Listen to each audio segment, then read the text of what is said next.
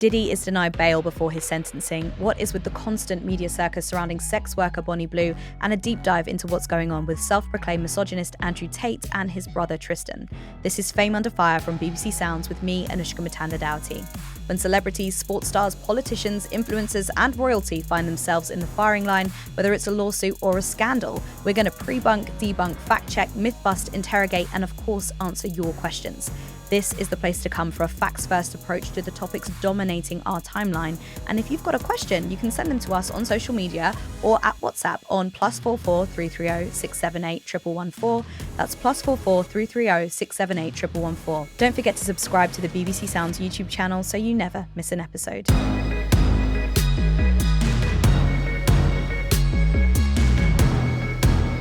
Coming up, remember Victim 3 who was a no-show at the Sean Diddy Combs trial? Well, I can tell you that Victim 3 isn't coming. She ain't coming.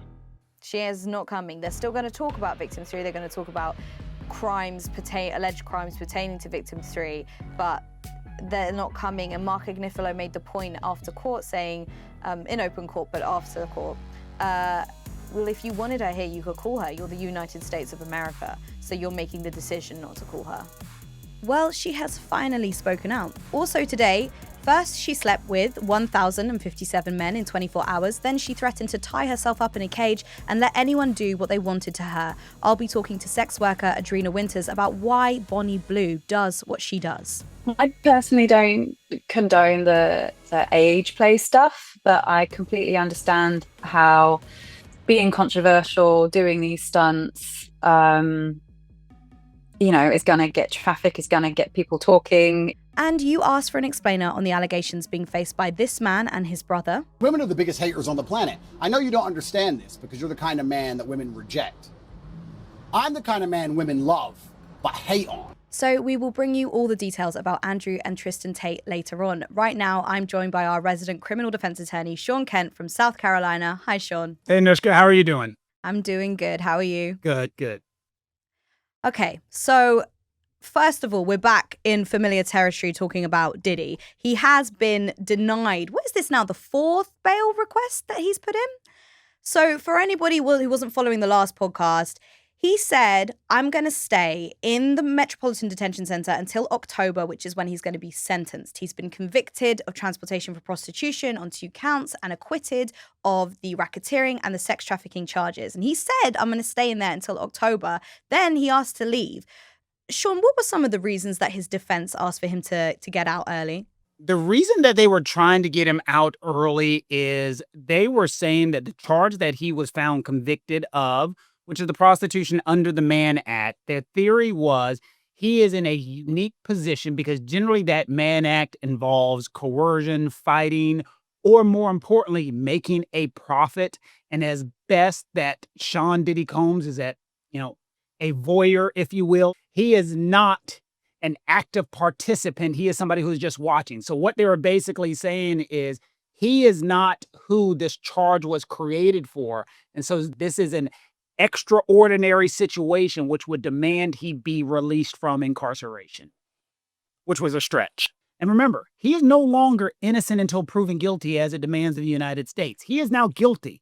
And once you have been convicted of a felony in the federal system, the presumption is that you can keep your booty in jail.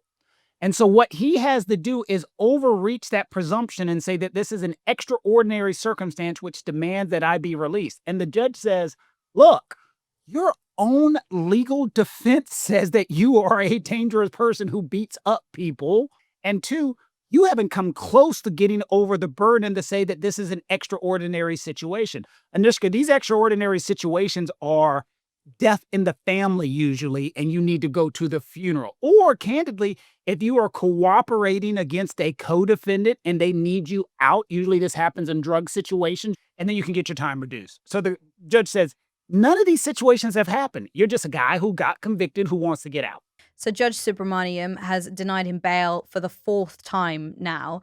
I feel like we've had this conversation before many times, but one thing we've never been able to say is that we've actually heard from victim 3. And you might be thinking, who on earth is that? We used to talk about victim 3 all the time. Remember those indictments, those superseding indictments? For anyone who doesn't know what that is, it's essentially the lawsuit that the federal government brought against Diddy in the first place and said, there's victim 1, there's victim 2, then there was a victim 3, a 4, and a 5. And then at the trial, victim 3 just went missing. They didn't turn up. But the prosecution said they were going to continue to prosecute crimes relating to them. And then they never did. Shaun, victim 3 has now spoken out in support of Diddy being released. She said, our relationship, like many, was not always perfect. We experienced ups and downs and mistakes were made, but he was willing to acknowledge his mistakes and make better decisions in the future. Over the years that followed, he made visible efforts to become a better person and to address the harm he had caused. By the time our relationship ended, he embodied an energy of love, patience, and gentleness that was markedly different from his past behavior. To my knowledge, he had not been violent for many years, and he has been committed to being a father first. I'm writing because I do not view Mr. Combs as a danger to me or the community. Before we get into what's actually been written there, is this not just so embarrassing for the prosecution? These are the reason that everybody is enamored with this case. I've never seen anything quite like it. Like, when this case began, you were a victim who was going to testify. The United States of America backed your theory and your story to the point that they went to a grand jury and indicted you based upon information you gave. And now you are giving the middle finger, if you will, to the United States. And one of your own witnesses is saying, yeah, none of this stuff is really good. You need to let him out. It is baffling. If I'm the United States of America, I'm like, you got to be kidding me.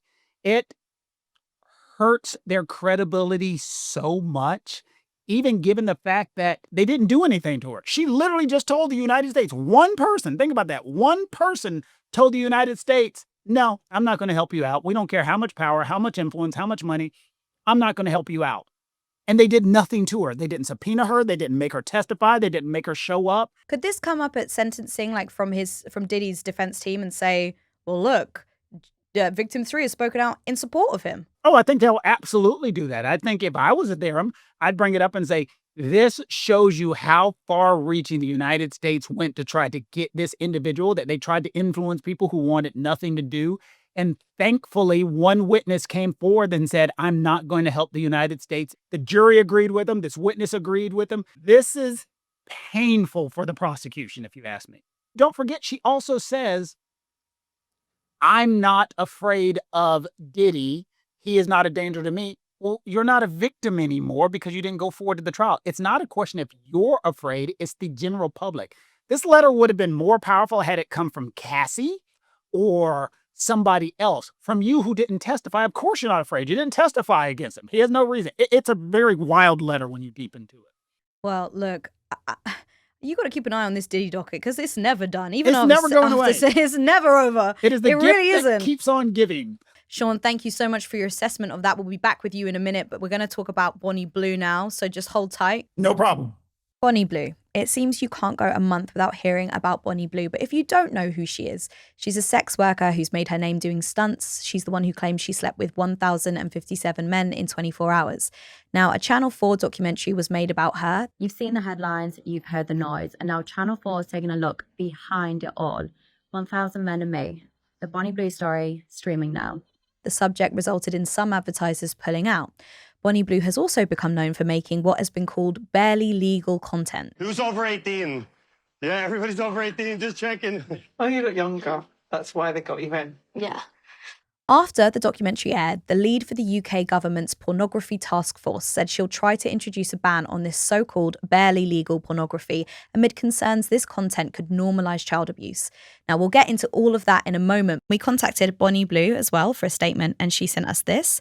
Quote, firstly, I'd like to point out that I, for one, have never done anything illegal. Barely legal is still legal. This moral panic is based on a turn of phrase that first came about from the press, and I just ran with it.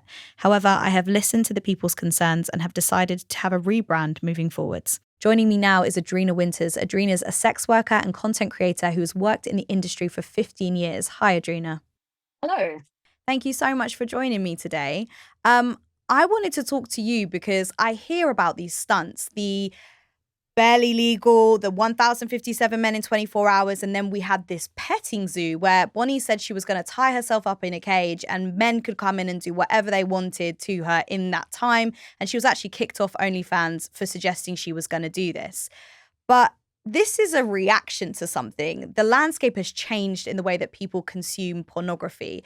In your experience, what's been the big shift?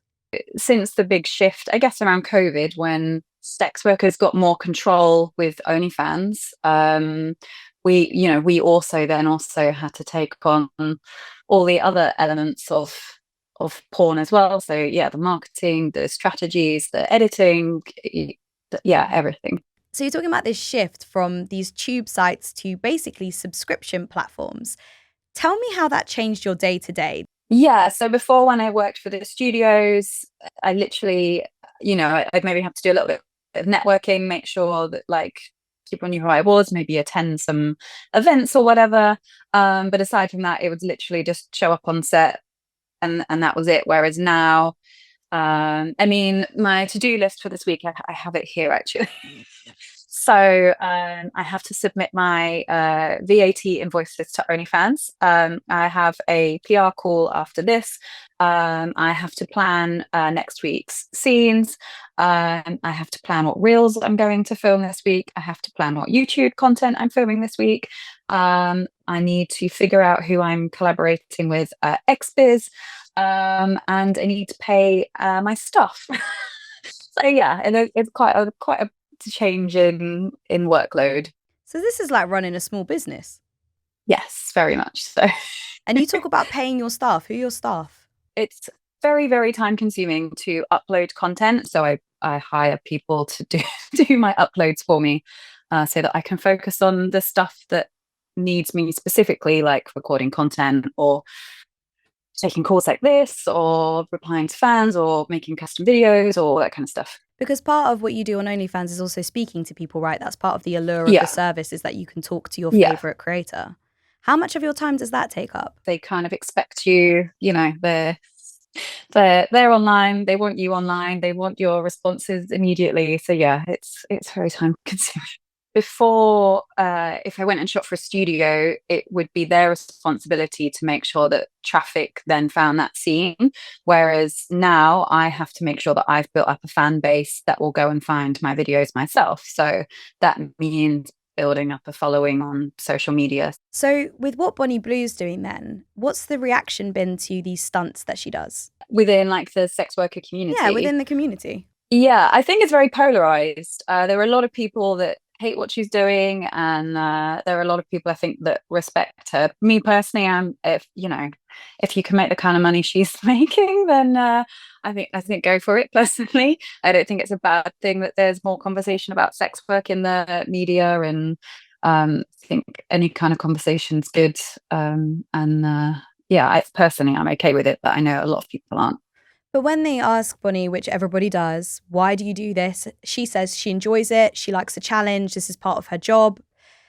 But from what you've just described there seems to be a logical, perhaps, business reason for pulling these massive stunts in terms of garnering a community that will automatically come back to the subscription platform. Yeah, definitely. Yeah, the stunts are definitely, she has a publicist. You don't have a publicist if you're just out doing it just for fun. But why the need to market in this extreme way? Why not use other more traditional forms of marketing? Because it works. I mean, if what she claims to earn is correct, then, it very clearly works for her. And you spoke about this being a positive thing, there being more conversation around sex work and sex workers. Obviously, there is a large group of people who say, well, this industry, whichever way you look at it, is exploitative for the creators and the consumers. How do you respond to that? I would disagree personally, especially since the shift to OnlyFans. Certainly before, when I worked for studios and I didn't know who I was working with, I perhaps didn't even have that much say on what was going to happen in the scene, or people would try and push me to do things I didn't want to do. Whereas now I have way more autonomy. I pick who I collaborate with, I pick what kinds of content I want to shoot, and there's within the creators ourselves, there's a lot more conversation about what we are and aren't okay with. I don't feel like anyone's being exploited personally. Well, certainly not in my circles anyway. There are obviously levels to sex work, but yeah, I don't think OnlyFans inherently is exploitative. One of the things that Bonnie's become known for, we touched on that a little bit, is this barely legal content. Some people call it age play. And the argument is more broadly that these stunts, they don't hurt anybody because she's consenting and she has full autonomy over what she's doing. But what we're hearing now, especially from this UK pornography task force, is this barely legal content could be a gateway to normalizing child abuse, could be a gateway for people accessing other things that they've seen this and think, oh, it's okay. This kind of stuff is becoming more part of the culture. What do you think and feel about that? Yeah, personally, I think it is an issue. I do think it almost normalizes it, even if the people in the content themselves are consenting and, are of a legal age. But, when there's age play or sort of that kind of step sister, brother, mom kind of dynamic, I do think it normalizes stuff and potentially opens up room for abuse. Like if a teenager that was being abused by someone that was taking advantage of their position of power or age, they might think, well, what they're doing is okay because I see it on Pornhub every day. We talk about Bonnie Blue, and yeah, she's in the papers every single day, but she didn't come up with this. Barely Legal wasn't invented by Bonnie Blue. It's been around for well, as long as I can remember. Yeah, I think this is one of the things that frustrates me the most, is that she's getting called out for things that I feel like, I'm going to say it, that men have been actually exploiting for a very long time, making hugely viral content from signing teenage boys to their huge corporate brand. So yeah, she's certainly not doing anything new or novel here.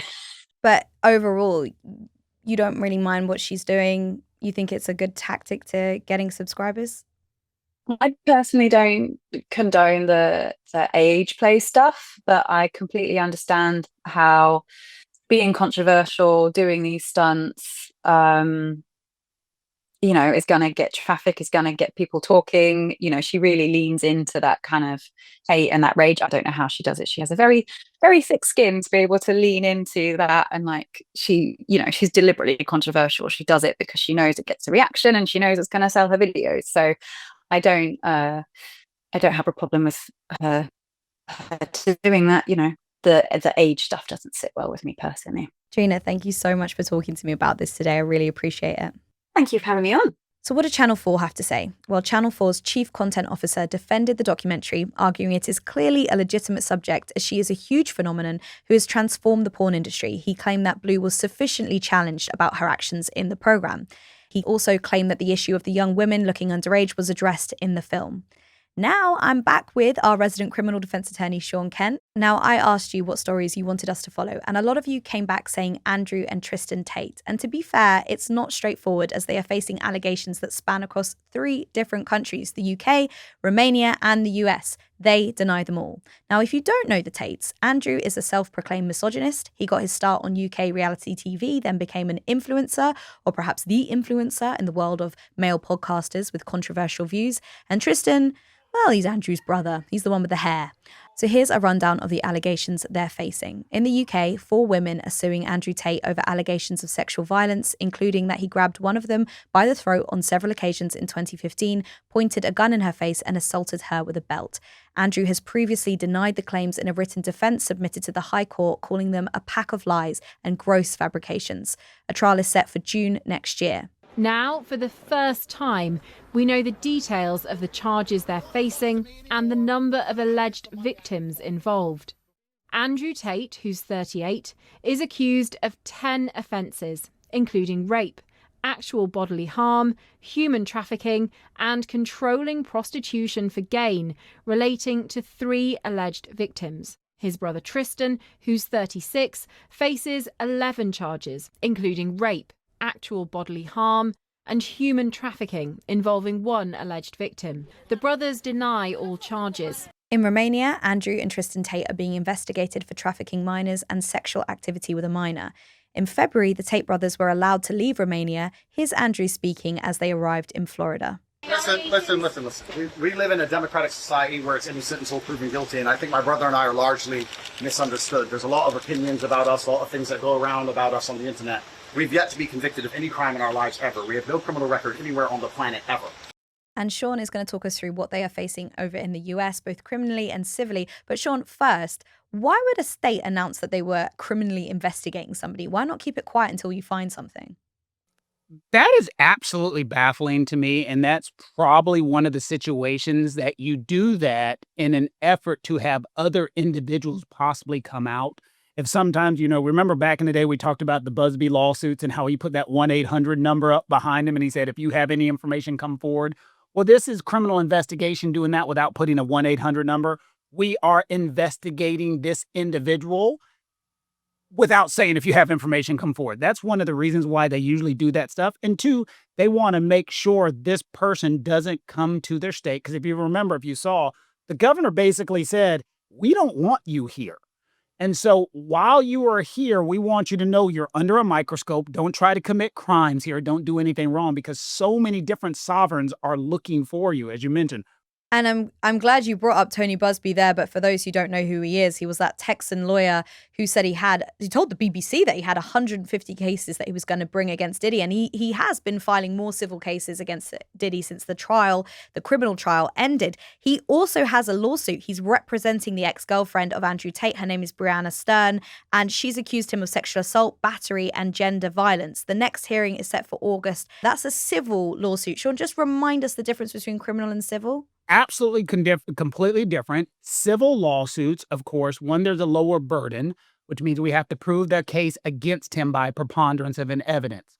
Criminal is a higher burden, beyond a reasonable doubt. So basically, is it more likely than not that Andrew Tate did this stuff that they're accusing him of? If he is found liable or responsible for these civil allegations, he has to pay money.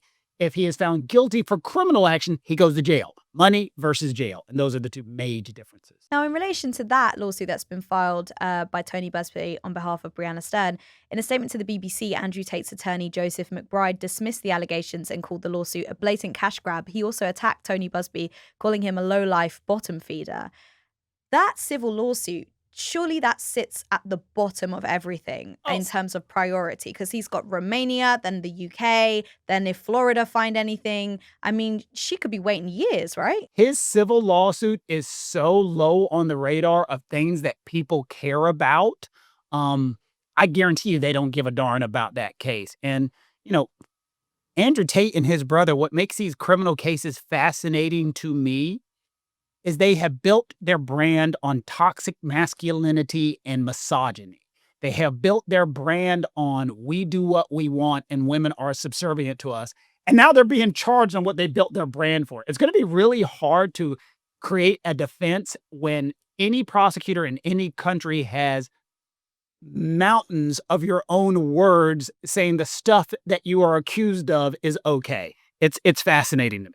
But in the chain of events, they're being investigated in Romania for the trafficking of minors and potential sexual activity with a minor. There are 21 charges to be brought against the brothers, Andrew and Tristan, in the UK. They have not been officially charged yet because we have to get through what's going on in Romania first, and then potentially something in Florida, and then this civil lawsuit. So at the moment, what they're actually officially charged with is nothing.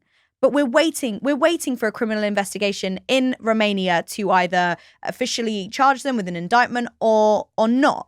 For Breonna Stern, who claims she is a victim, she's a claimant in this civil lawsuit against Andrew Tate, what do you do if you're facing a 5 or 6 year or 7 year wait? Is there any way that you can be supported through that, or can you add extra money? Or what is there for that? There's nothing. You just wait. Because remember, with our civil lawsuits, one of the other big issues with the civil lawsuits is the person who is bringing the lawsuit against you has a right to take your deposition. Remember, we've talked about depositions so many times, all the cases we've talked about, sworn statements, whether it's Kanye West, Blake Lively, that case with the Justin Baldwin, we've talked about these depositions. That's what makes civil cases so powerful. When you are under the eye of a criminal investigation, you have the right to remain silent, which means in these civil contexts, these two brothers never have to sit for a deposition because they don't got to say anything. And until they're under free from the reach of these criminal allegations, they're never going to have to sit for a deposition. And until then, the lawsuit's not going forward. So you say 5, 6, or 7, it could take longer. But for a deposition, is that kind of like having somebody on the stand in a criminal case where you can just ask them direct questions? Absolutely, but it's way more intrusive, and they're not in the stand. They'll be sitting in some place like my office. Andrew Tate would be sitting down, the other lawyer sitting across from him. It's recorded the same way you are in the studio. It's all recorded, and they're asking him questions. And they would ask him questions about things he said on his podcast, things that he has said on X, things that he has said formerly, things that he is alleged to do with other women. They could ask him all these questions. Remember, in the criminal arena, you don't get to ask all that stuff. And so that's why these depositions, I believe, are never going to take place, because he's got so many investigations currently going on. So that civil lawsuit ain't going anywhere anytime soon. We asked the Tate brothers for a statement about all these allegations, but they haven't responded yet. A spokesperson for Andrew Tate previously said he denies ever threatening anyone with a firearm, engaging in non-consensual acts, or subjecting any individual to physical or psychological harm. It is deeply troubling that such graphic and one-sided accounts are being publicized before any judicial assessment has taken place. And of course, on this podcast, we'll keep you updated with what is going on with all 3 of those areas where they could possibly face charges. Shaun, thank you so much for joining me today. Thank you for having me. I appreciate you, Anoushka. And just before we go, you'll remember we spoke about actor Sydney Sweeney in our last episode and that jeans advert. Well, since then, President Trump has come out in support of her, and we've also had a statement from American Eagle saying the campaign, Sydney Sweeney Has Great Jeans, is and always was about the jeans. Her jeans, her story. We'll continue to celebrate how everyone wears their AE jeans with confidence their way. Now, don't forget, you can get in touch with us on WhatsApp at +44 330 678 114. That's +44 330 678 114. Let us know your questions or ideas about what we should be covering. That's it for this episode of Fame Under Fire from BBC Sounds with me, Anoushka Mutanda-Dougherty. Make sure you subscribe to the BBC Sounds YouTube channel so you never miss an episode.